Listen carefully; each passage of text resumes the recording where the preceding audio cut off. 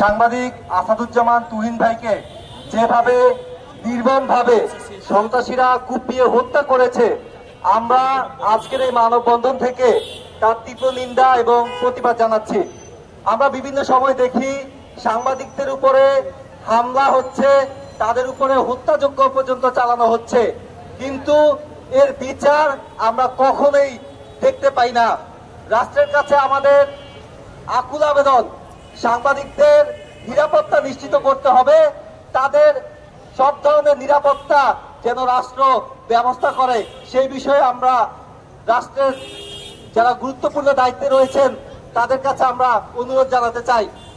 আজকে এই প্রতিবাদ সমাবেশ থেকে বলতে চাই যে আমরা সবসময় দেখি যে যখনই সাংবাদিকদের উপরে হামলা চালানো হয় তখনই কোনো রাজনৈতিক দল তারা বিভিন্ন রাজনৈতিক দলের উপরে চাপিয়ে দেওয়ার চেষ্টা করে, কিন্তু প্রকৃত অর্থে যারা সন্ত্রাসী, যারা দুর্বৃত্ত, তাদের কোনো ধরনের আইনের আওতায় আনা হয় না।